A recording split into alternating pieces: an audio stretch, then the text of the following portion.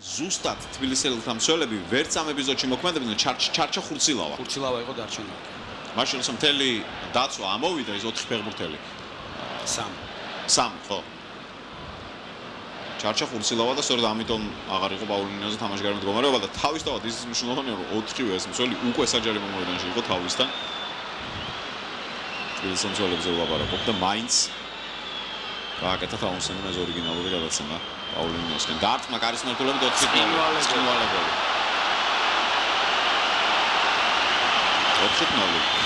65 წუთი.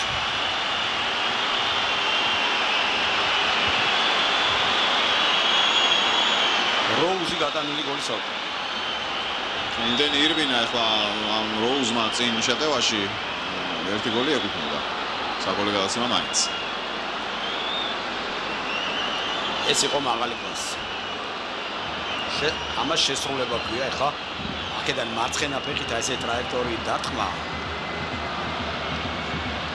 ძალიან რთულია და მართლა ახლა გესმის ალბათ სანდრო ჩვენი ინგლისელი კოლეგების შეფასება.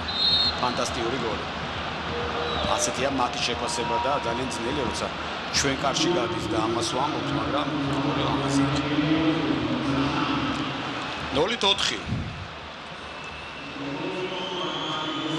ას აყავს ეს ანგარიში ძალთაბთან ვარდობას. მე მგონი კი. ალბათ კი.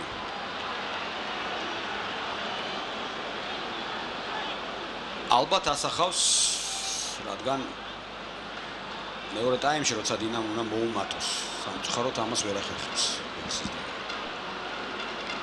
კვარაცხელია. გრიგალაშვილი. დვალი.